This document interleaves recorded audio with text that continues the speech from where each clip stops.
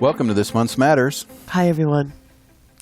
This month we've chosen to talk about a topic that is, we think, of utmost importance, and that is compensation, the way that you compensate and develop and enhance career path for your staff. As we do that, we kind of want to set it up a little bit first, and I go back to a conversation I had with a friend of mine once who owns a collection of salons, and he was looking at his income statement. And I asked him, I said, please tell me where your eye goes on that statement. What do you think is most important? And he said, Steve, this is a very simple business, but it's not easy. And I said, well, what do you mean it's a simple business? Most of our customers, most of the people that we've run across, in fact, most of the salons in the United States of America, if you take the owner's production out, aren't profitable. So it can't be all that simple. And he said, well, look at it this way. I'm looking at an income statement where there are only two items that are either double-digit or approaching double-digit. Most of the line items on my income statement are single-digit or less.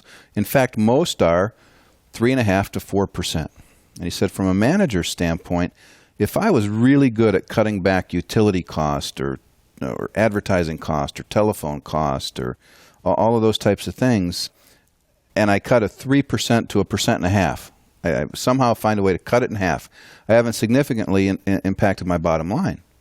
But he said in the salon industry, the two things that are double-digit or greater usually are rent and compensation, cost of labor. And with that in mind, the biggest single thing, the biggest single expense, as all of you know that are listening, your biggest expense in business is your cost of labor, as it should in a personal service industry. It's the only one that can fluctuate without good management. Mm-hmm. Rent is stationary. The situation that we have in our industry is that we have brought forward, in most cases, a compensation system that doesn't work. It doesn't work today. It worked at one point. And so one of my favorite ways of thinking about this is think about the way your current compensation system came into being. In most cases, all of you that own salons at one point in time or another probably worked in another salon. And you worked under a compensation plan that you went from thinking is fair to thinking is unfair. And at the point where you thought it was unfair, you started what it took to own your own business. And when you did, you brought usually some semblance of that compensation plan with you. And the story that comes to mind that kind of illustrates that is that a family gathered in a home. There were 3 generations of a family in this home to celebrate the holidays. And husband and wife were preparing a ham in the kitchen. And the husband looked over, and here was the wife, and she cut off both ends of the ham before she put it in the pan. And the husband said, honey, why do you cut off both ends of that ham before you bake it? And she said, I don't know. It's what my mom did. And so the mother was standing right there, and he said, Mom, why is it in our family that we cut off both ends of the ham before we bake it? And she said, to tell you the truth, it's just something I've always done. I'm not sure, but it's what my mom did. And so the grandmother was out in the living room, and he had to have an answer, of course. So he went out to the living room and said, Grandma, why is it in our family that we cut off both ends of the ham before we bake it? And she said, well, I really can't tell you why anybody else does it, but I did it because I only had a pan this big. And what she indicated was that she only had a pan big enough to fit the ham once both ends were cut off. And I think it's so amazing to think that here's a family for 3 generations. They carried forward something that had little or no need, little or no real definition once it got beyond the grandmother's pan. And then you sit and think, okay, how much do we do that today in business? How much do we do that in our salon? Are we carrying forward practices and procedures and traditions that don't fit the business today? And I think if you just go back within my lifetime in the beauty industry, and when I grew up in this industry, it was by and large a weekly customer base. People came to the salon for all of their cleansing and conditioning, for all of their their permanent waves and their hair color. And the rain bonnets. And their rain bonnets and satin pillowcases. And I don't have my AARP card yet. I'm not that old. I started very, very, very young in the beauty business. But that being said, it was a weekly customer that came in.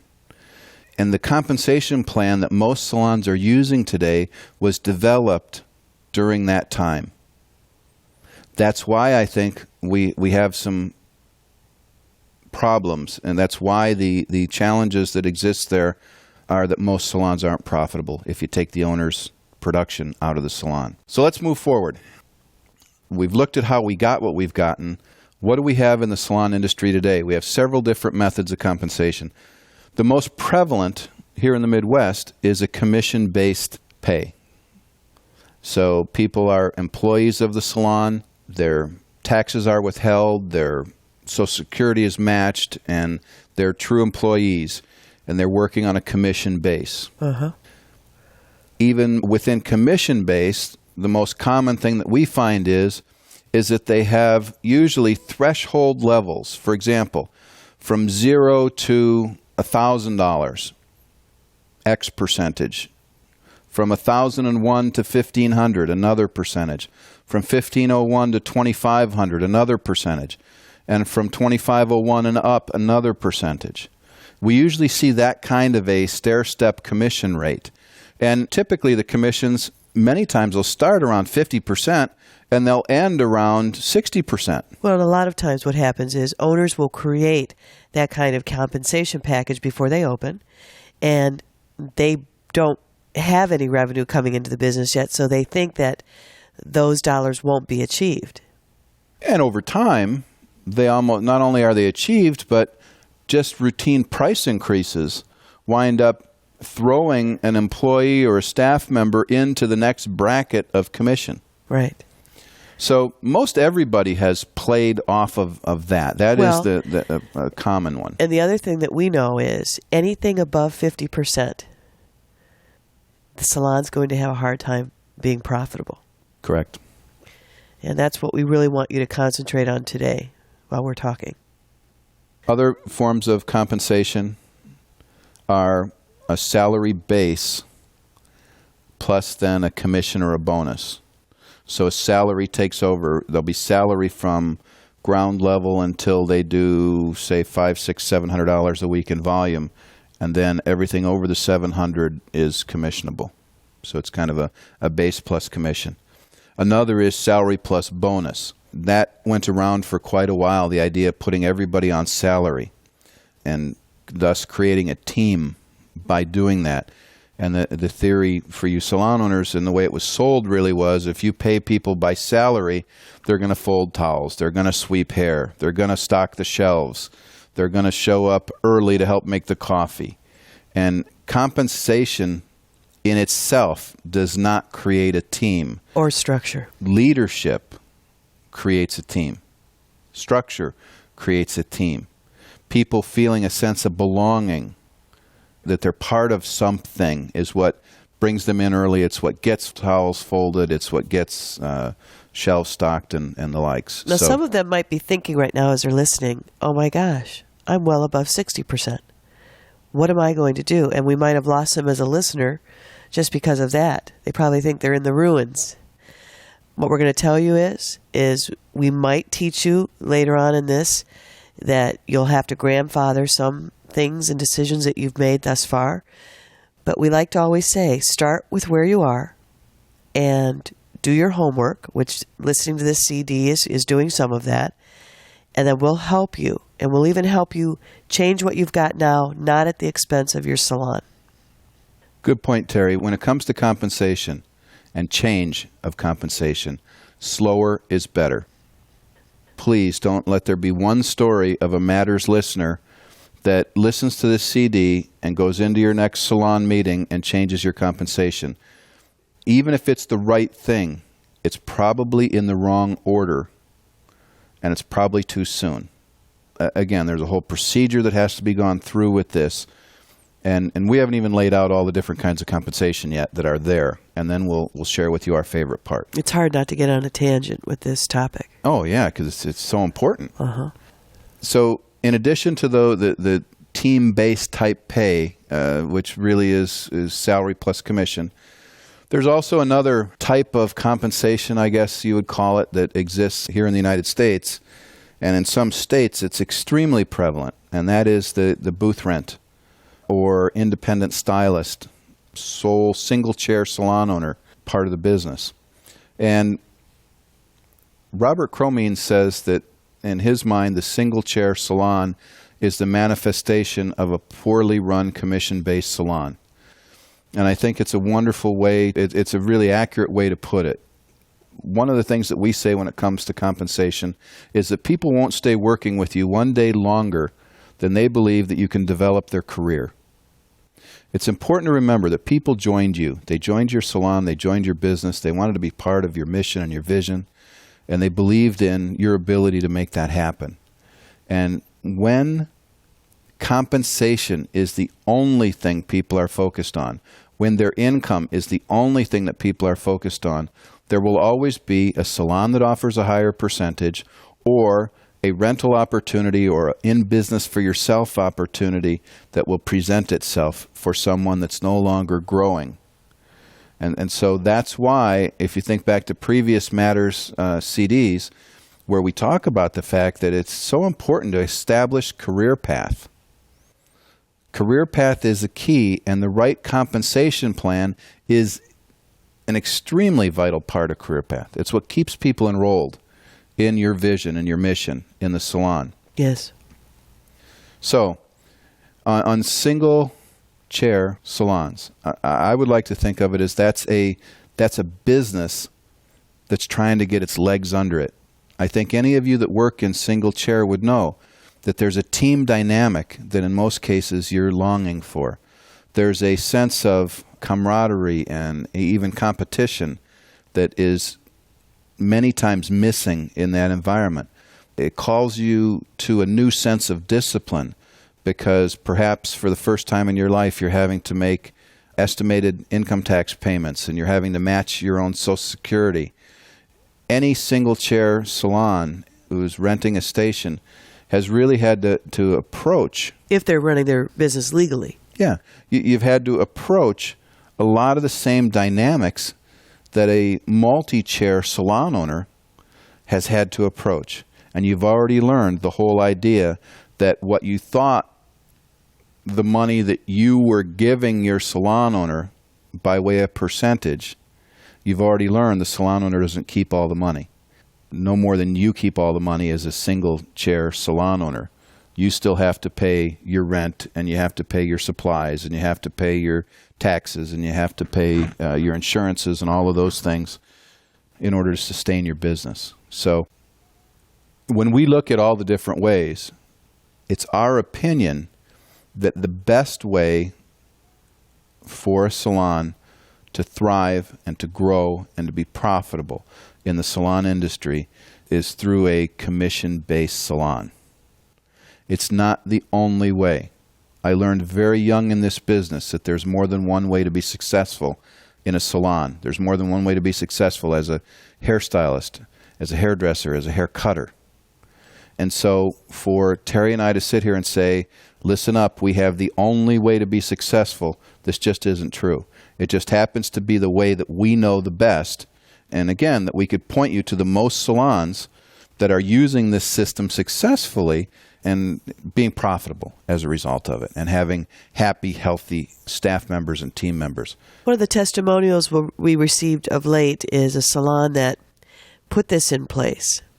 And the couple, it's a married couple, and they found prior to having this system of compensation that we endorse, that they were trying desperately to help their people grow in business.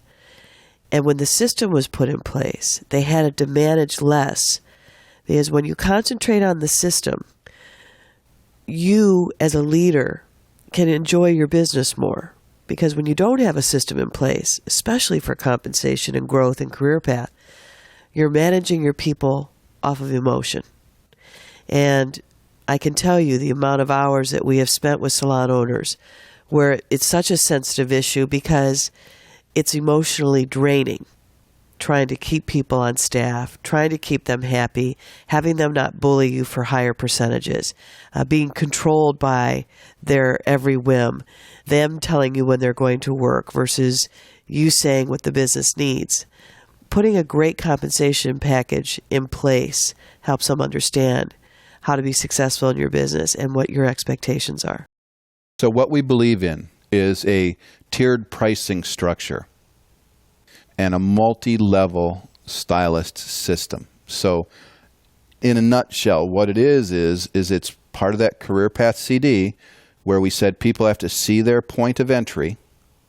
They have to know what's required of them as far as servicing the guest, creating a repeat guest and a salon experience for every guest, the ways in which we measure that by seeing traffic and where it's coming from, by seeing their overall dollar per guest, service dollar per guest, take home or retail dollar per guest, by looking at how much of our service menu are people enjoying based on their average service per guest ratio and their take home per guest ratio.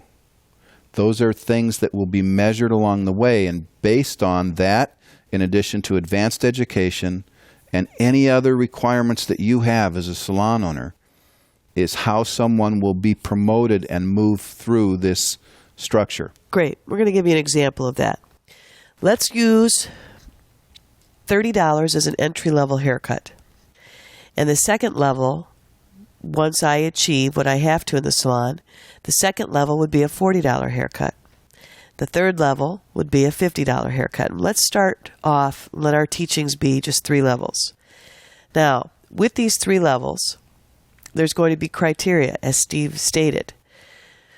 The first one can be what is and how many hours are required to work to be able to be at that level. So you're saying, is it a full-time position, or can part-time people still play in this Yes, game? Can part-time people be allowed to be the highest level in the salon?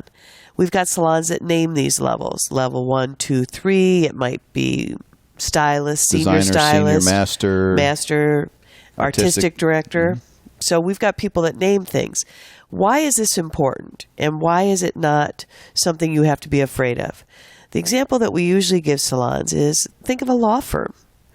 An entry-level attorney versus someone who's well-established in the community. Would we ever expect their fee or hourly rate to be the same? Absolutely not. Same holds true in our business. And we allow ourselves to become dated in our own industry. Here's what comes to mind. Any compensation program, the structure is provided by the salon owner. The compensation is solely dictated by the guest. Yes. If the guest will not pay the price that has been put in place, there is no compensation. And many times, I mean, I want you to think of the guest, and then think of the salon, and then think of the stylist. If the stylist looks to the salon to get a higher percentage of the revenue that already exists, that's finite. There's only a limited amount of that. And a salon owner is constantly forced with, if I give this stylist more percentage, I have less of a percentage left with which to run the salon. Right. But in reality, where does the increase in compensation come from but from the guest? It's always been that way. And if a guest isn't willing to move up or pay extra dollars for their service provider, that means the service wasn't worth it. Yes, and also the thing that I want you to remember too as a salon owner is that people pay their bills with dollars, not with percentages. I'll never forget being asked to join in an interview once with a salon owner that really wanted to hire this staff member, really wanted this new staff member to join. And the problem they had was the staff member wanted to come in at 60% commission. And they said, Steve, you got to help us. I mean, we know you don't endorse this. You've got to help us. We want this person. It's imperative that he join our staff. I said, okay, I'll do the best I can. And when we sat down, sure enough, within a couple of minutes, the person said, listen, I'm good with everything here in the salon. I want to become part of it. My only real criteria is you've got to pay me 60% commission. And I looked back and I said, so you're saying that 60% is the most important thing to you? And he said, yes. And I took a sheet of paper, and real big on the sheet of paper, I wrote 60%. And I handed it to him, and I said, okay, I would like you to go pay your car payment with that. And he looked down, and he said, what do you mean? I said, well, you asked for 60%, and I just gave it to you. I want you to go make your car payment. And he looked up, and he said, well, Steve, I don't get it. I can't, this is 60% on a sheet of paper. I can't pay my car payment with that. And I said, you're exactly right. That's the point. You can't pay it with 60%, but you can pay it with dollars. If what I'm hearing you say is you want to earn income at a higher level than you have in your past, that you want to earn income in this salon, and you'll trust this salon to do that by way of allowing you to charge more for your services than you ever have in the past, is your goal to have 60% of a $20 haircut or 45% of a $50 haircut? Which works better for you? I mean, you can work the financial dollars to figure out what offers you a higher income. Right. And again, please, for those of you listening, that was an extreme. I don't think that overnight someone would go from a $20 haircut to a $50 haircut. But in the example, what I wanted the person across from me to think about is it depends a lot on where you work. You've got one of the most important things should be, what price am I going to be allowed to charge for my work, and what kind of a growth plan is there? What kind of a career path is there in this salon? And if there is none, then percentage is the only thing that they're going to look at. That's exactly right. Now, as you look across this form, you're going to find that we have 3 different levels, level 1, level 2, and level 3 on this page. Down the left side, you'll see where it says haircut, men, 12 and under, color, full highlight. What we would like you to do there is that in a true tiered pricing structure, all prices are different based on level. Yes. Not just the haircut price. So, for example, the designer would be 30, the master designer in this example will be 40, and then the director would be 50. Men would be, let's say, 25, 35, and 45. The color would be 45, 55, 65. So every single one of these services will have different prices at every level. That's another way that I, as one of your staff members, is so excited to earn my next level because all my prices increase. Great. Across the top, you will see A/S, which stands for acceptable standard. The acceptable standard is what is required of you to work at this level. It's kind of your entry-level performance. And it's in 3 key things, what we call our service commitment, the total dollar per guest, service dollar per guest, and take-home dollar per guest. So it'll be a figure. Let's say that it's, for sake of example, at the first level, let's say that it's $41, $35, and $6. So $41 is total, $35 is the service dollar per guest, and $6 is take-home dollar per guest. Now, this is really a good point, because I remember when I first came into the industry, not being a lifelong resident of the industry, I came from the restaurant industry, which everything was measured by guest average. Every performance, every service provider knew what they had to do per guest. This industry, when I came in, I said, how is success measured? And no one could really give me an answer. I remember when I heard one time, your service dollars should be 80% of your total, and your take-home or retail should be 20% of your take-home. And I thought, well, okay, where did that come from? Why is that good? And once again, no one could give me an answer. And I remember you saying it came from the equipment companies. Did you not? No, that actually came from one of the manufacturers of the time. They just made it up. Who made it up because it made sense and sounded good. But there was nothing to really back it up and support that number. And really, I don't think you can ever use a percentage when every menu is different. It doesn't make sense to me. If this haircut establishment is $40 for a haircut and this one is $20 for a haircut, how can you say that then they should only be 20% of their total ticket take home? Does that say that someone who gets a $25 or $20 haircut deserves less shampoo from a professional than someone who has a $40 haircut.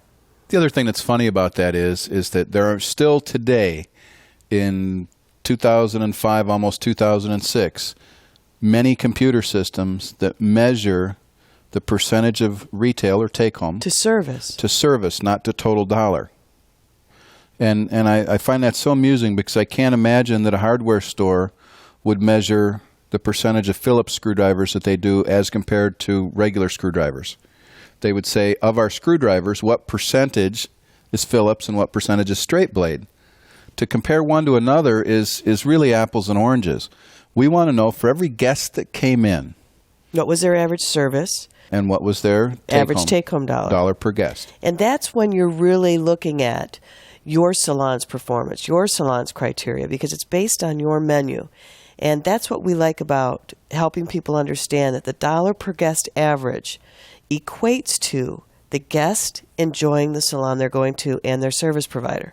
That's huge. Which you've heard before on our recordings. We say that to the degree that we deliver extraordinary service, the guest will trust us with more of their money. This service commitment is where we measure that over and over and over again. The criteria on this page is how we measure and incent our staff to deliver that extraordinary service. Now, how you're going to determine this, we're giving you examples in our lecture, but how you're going to determine this is you're going to take a snapshot of your business, looking at 10 to 12 weeks of performance, and you're going to see something jump out at you. You're going to see what the average service dollar looks like and what the average take-home dollar looks like in your business. And that can be a great starting point for you. You're going to see some of your staff members well exceed that. That could be a great level 2 performance for your salon. But you're clearly going to be able to see your entry-level performance and your second-tier performance. Now, you might say, my goodness, when I did this exercise, some of my 10-year veterans are performing at an entry level. That's the problem with our business, is we allow people to perform at a level much less than what they should because there isn't the structure in place to say what your expectations are. And this lets them know what you're looking at and what you want done as far as what their numbers need to be. So the AS, or the acceptable standard, is the minimum that you must do at this level per guest average in total, service, and take-home. And just a note, take-home and service must equal total. To promote, and you're going to see off to the right, it says 12 weeks in a row. In order to receive your promotion, which is going to the next level, and an increase in all of their pricing, they must do this number in total dollar, this number in service, and in take-home, 12 weeks in a row. Now what that means is, if I do it 11 weeks in a row, and I miss it on the 12th, I've got to start all over again. And you wouldn't believe how excited people get. We had a salon that we had 2 girls that just recently earned their promotion to their next level. And going into the 11th week, I had talked to their owners knowing that one more week and they were going to be able to be rewarded and a celebration would take place in their salon. But that's the kind of momentum you want to create, is everyone getting involved in the celebration of someone's promotion. And indeed, they did make it, so it was a wonderful celebration in that salon for them. They worked really hard at it. So as we get down into the criteria below that, you'll see the first line, which is minimum or acceptable hours per week. What this says is there can be a range. The entry level, or level 1, can allow you to have someone working a range of hours versus being tied to a full-time. Well, with all due respect, you and I would prefer that the entry level comes in at full-time. Full-time. Yes. Across the board, full-time. Yes. Absolutely. But you establish what that is. You establish it early on. When someone first joins you, they should see this particular career path with all the various criteria. Next is the number of approved education hours, advanced education hours per year. What we have found in this progression is that early on, level 1 designers, the majority of their approved advanced education hours are done in the salon. Whereas as someone progresses, they've been through our in-salon training program, therefore many of their advanced education hours are out of salon. They tend to be off location. But again, the key is approved. And I'll give you an example. We're here in Chicago, and we have a major trade show, which is a fabulous trade show. But like any trade show, there's plenty of distractions. It can be a big party as compared to being a true learning environment. Sometimes people want to have that count as their full-on education approved hours for the year. And if we owned a salon, we wouldn't approve a trade show for this approved education hours. Right. We would want that to be much more specific. So still we would encourage people to go, and we may even participate in them going, but we wouldn't necessarily have that be the approved education hours. And you could also take that a step further by breaking it down to look and learn or hands-on. Mm-hmm. Next is a reading assignment. We believe very much that because we're in a repetitive business, a business that over and over again in 30 to 60-minute increments, dialogue has to be fresh. If people are reading, dialogue is more fresh. Your vocabulary is more fresh and evolving and growing. And so we want people to read, and we want them to read the right sorts of things. So again, if it were us, we would have specific books even at each level that have to be completed in that 6 to 12-month period of time that someone is at each level. And we're not talking about a difficult read here. We know a lot of people, it's not one of their pastimes and one of their hobbies to read. However, giving them a reading list that's an easy read, Raving Fans by Dr. Ken Blanchard. A great book right now at entry level is The 1 Minute Salesperson. Another one is Be Nice or Else by Win Claybaugh, which is really good at entry level, first level. So there's lots of great things that you can encourage your people to read. And our friend Gino Stampora says that a hairdresser that doesn't read cannot compete with one who does read. And I think that to be true. I think he got that from us. Well, you probably did. That's Gino. I'm just kidding. The next criteria item is guest per man-hour ratio. Now, we'll be going into more detail on this in our next CD that we're doing for service providers, where we're going to go into all the specifics on the spreadsheet. But what this one is referring to is how many guests is this designer at this level? How many guests are they seeing per hour that they're scheduled to work in the salon? This has to do with pace, the speed in which they work, how many guests they're taking care of. This lets you know, is it too fast of a pace, too slow of a pace?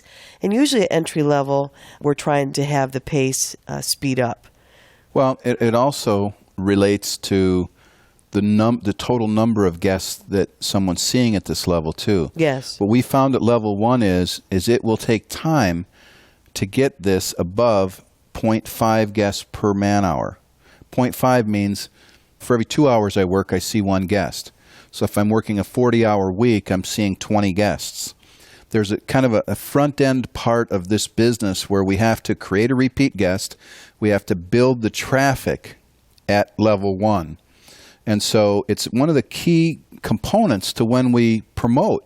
If we promote someone who maybe is doing the acceptable standard on a dollar basis up above, like we said with the 41, the 35, and the $6, they might be at that level.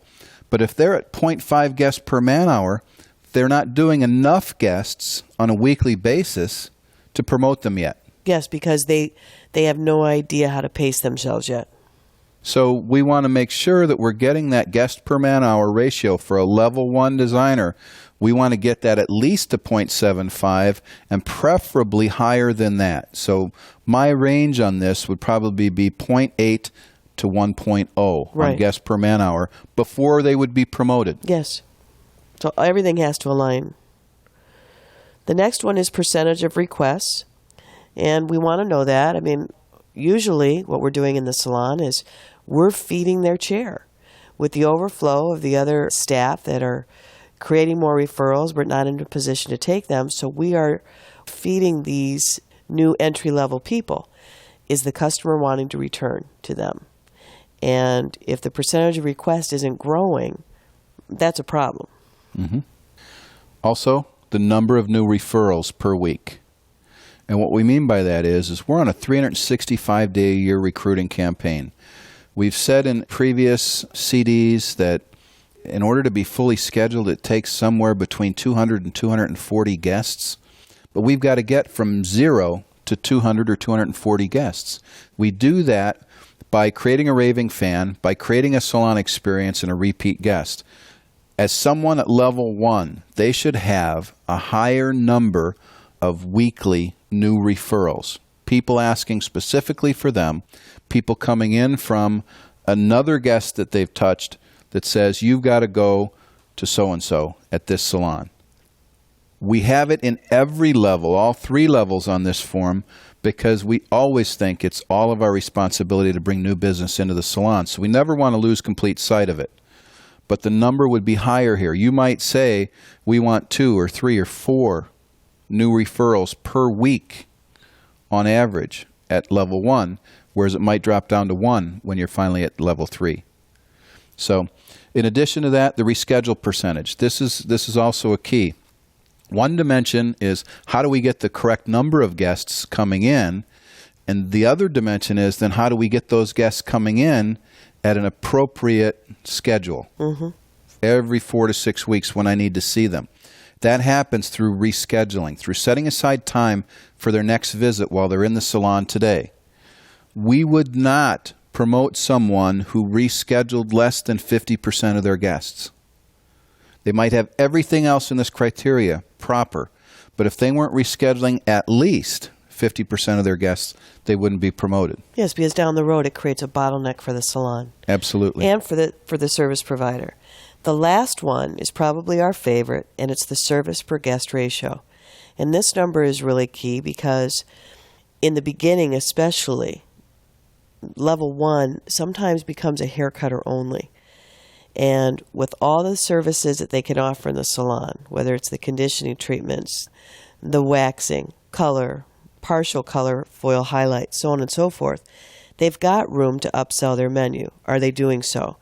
And we're going to make, in the acceptable standard, the haircut price was $30, but the service dollar per guest needed to be $35 average, if you recall what Steve said earlier. That's only going to be accomplished if they're offering multiple services per guest to get that number up.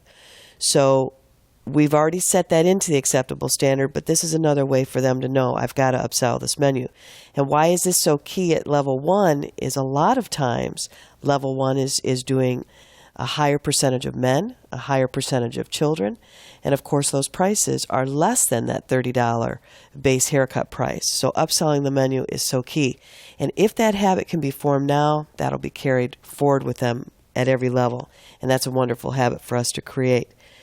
As I accomplish my numbers 12 weeks in a row, then I move up to Master Designer. Once again, I could then move up to Director or Level 2 or Level 3, whatever we name them. And what we will encourage you to do is have every level be at that level for a minimum of 1 year. Why is this important? Because we don't want to confuse their loyal customer base too often in our pricing. If you think back to where we started with this and saying that people won't stay working with you one day longer than they believe you can develop their career. Now look at this criteria and see how even at level 1 we're developing someone's career. We're teaching them how many hours is required to work in order to be successful in a business.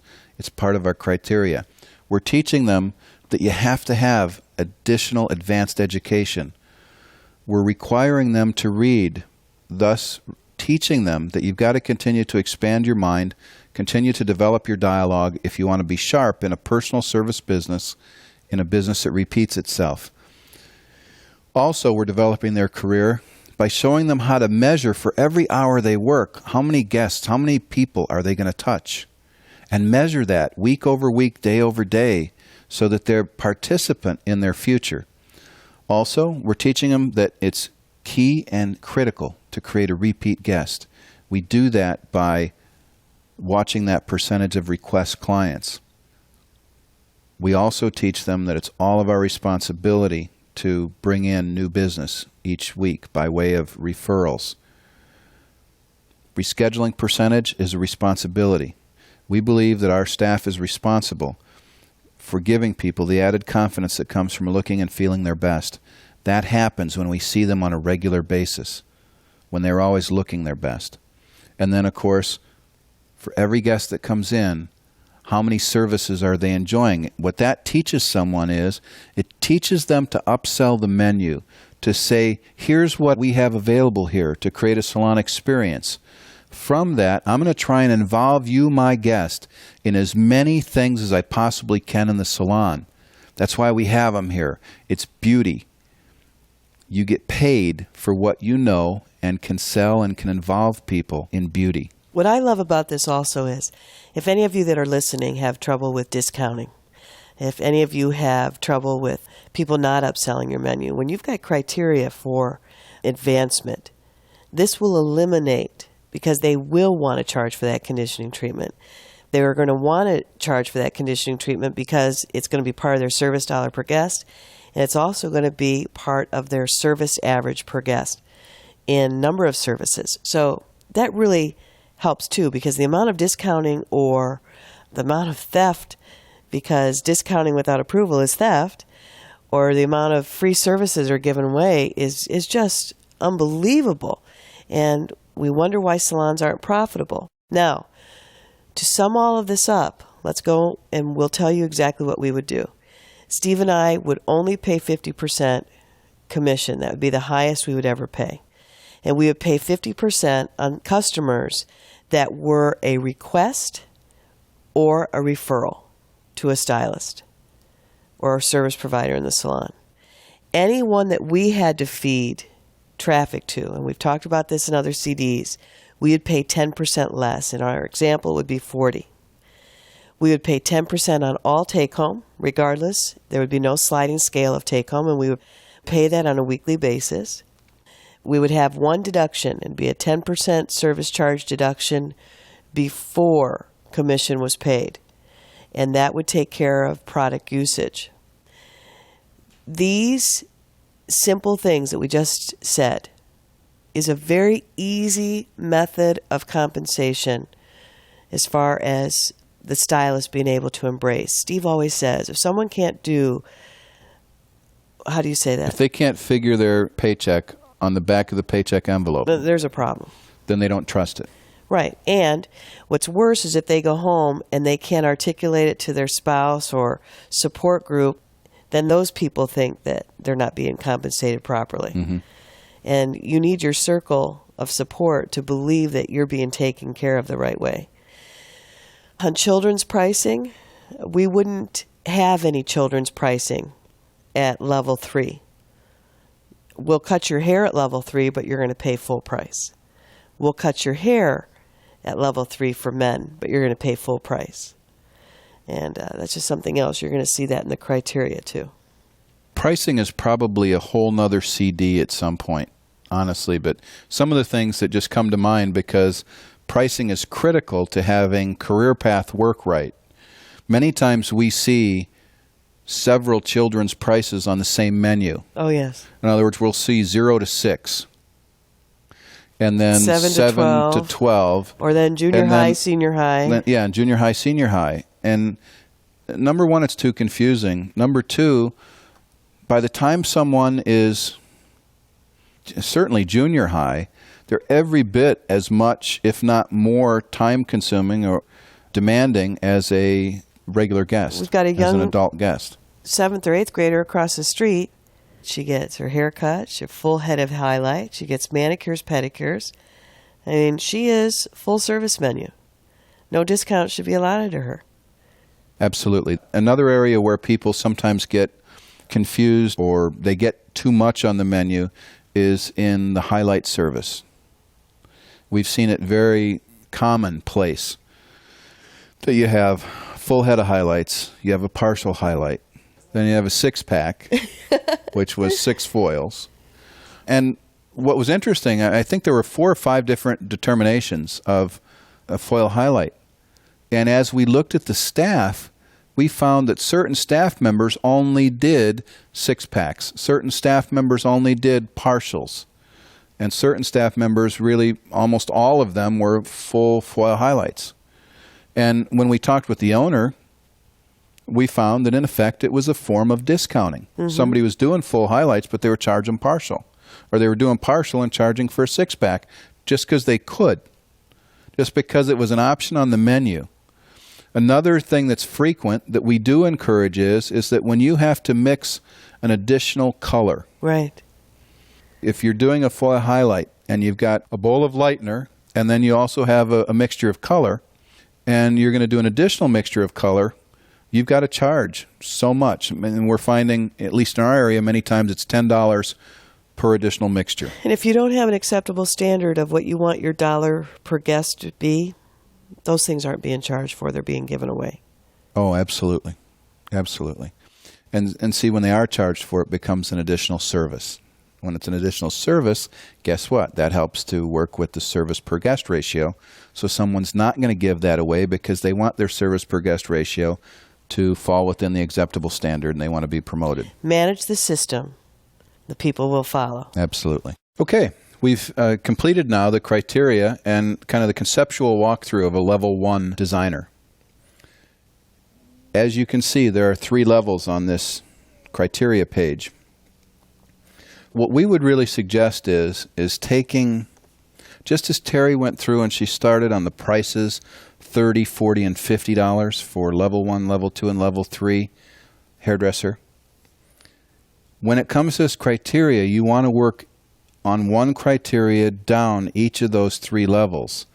So your hours per week, what do we want level 1 to be? Let's tackle it right now. What do we want level 2 and what do we want level 3 to be? Yeah, that's good. Approved education. You see, if you stay on that, you can stay relative to each level and what you want the stair steps to be. If you do the entire level, you're going to be kind of recreating the concept each time. So that would be the suggestion, that you go through and create that. Remember, your acceptable standard is going to come from 10 to 13 weeks of past history, looking at actual performance by a designer and seeing where your staff naturally fits right now, and then putting forward your acceptable standard and what would be required to promote them. Now, the thing that I want to recount for you is that, remember in the beginning we said that this is a big issue, and it's so important that you move slowly but very methodically toward your goal of having a career path and a tiered pricing structure with a tiered stylist structure in your business as well. For example, if you move too quickly and don't make the necessary adjustments, your staff will look at this change as a demotion. Anything that you do with your pricing has to be in conjunction with a price increase. Absolutely. Because what's going to happen is, for example, let's say that you've never done a product charge. If you just take 10% off the top saying, I should have always been doing this, you should be grateful that you blah, blah, blah, blah, they're never going to buy into that. All they know is you took something away. So if you're going to do a 10% service charge or product charge, you take it off the top before you pay commission. You have to make sure you do a price increase in the salon that will absorb them perceiving that they're making less. Did I say that right? Well, and to state it a different way, the net effect of implementing this compensation structure is that every single staff member earns more money. Right. No one takes a step back. No one wants to take a step back. It would never be perceived as positive, no matter what kind of a spin you put on it. Right. People need to, at the end of the day, make more money on the new system than they did on the old system. So if someone's making 60% right now, based on what did you call it before? Stair-step pricing? Yes. And we want to take them to 50% total, that might mean a $10 increase in their haircut pricing. And the first thing you're going to say is, oh my gosh, I don't know if my customers would be able to support that. Well, then maybe you have to do it in 2 steps, a $5 and a $5. And then after the second one, we've gotten them to 50%. But we're going to try to protect the business. We're going to take care of the guest. And we're going to take care of the staff's perception of you growing their careers all at the same time. True. Okay.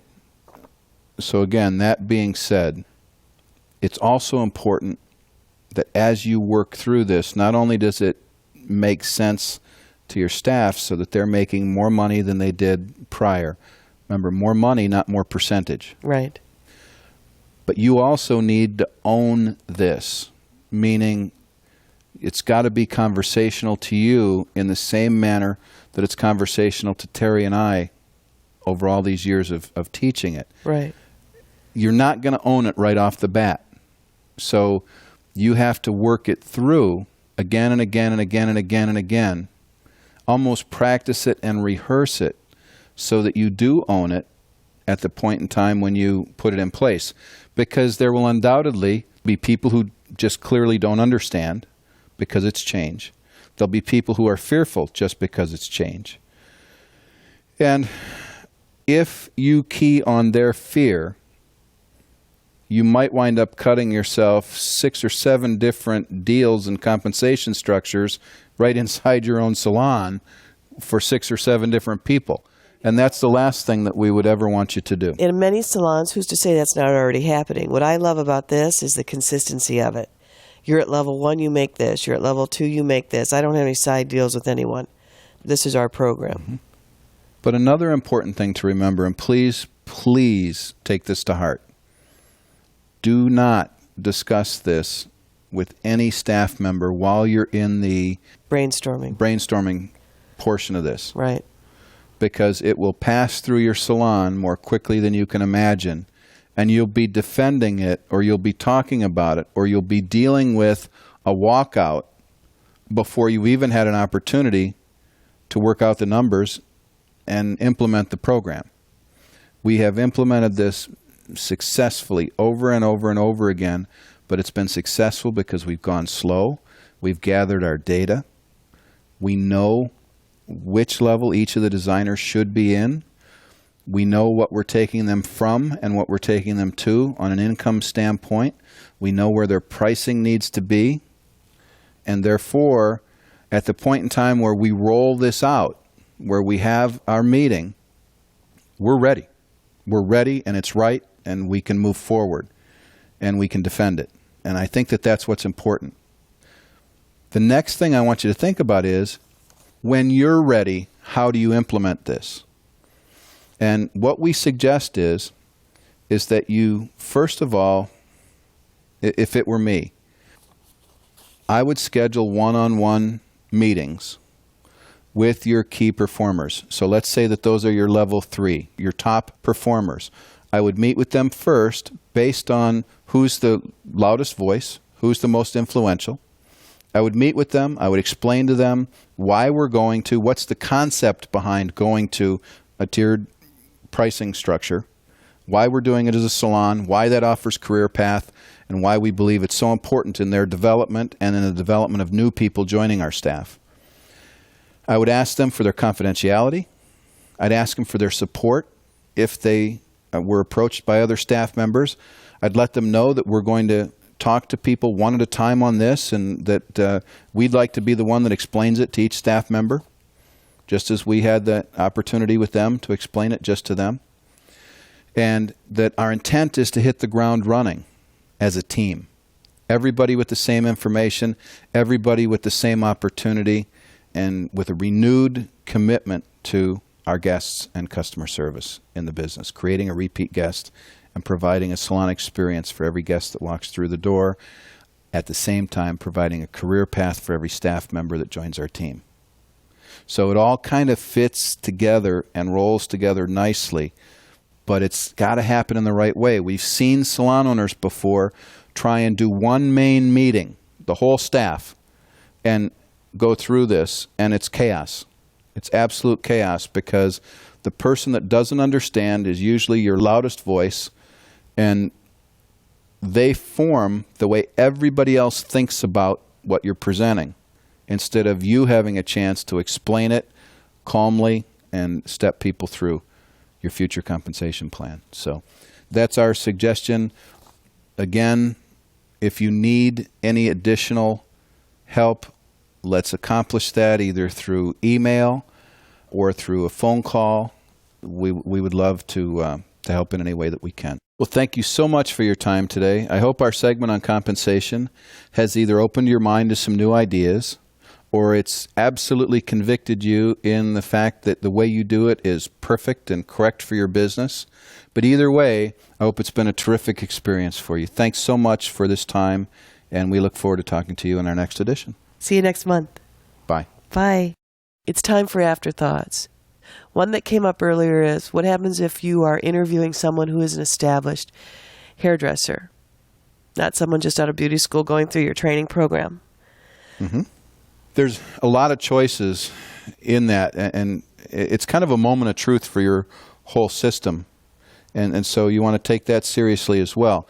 One of your options is to say, everybody comes into our salon at level 1 and progresses through our system. That's what I would do. If they already have experience, they will breeze through level 1 easily. And what I might negotiate on if they're there good, yes, is the time that they have to be at that level. As soon as their performance is there and they hold it for 12 weeks, I would promote them. I wouldn't make them stay there a year. And why is this important? Because I bet the other salon that they were working in, they don't have this structure in place.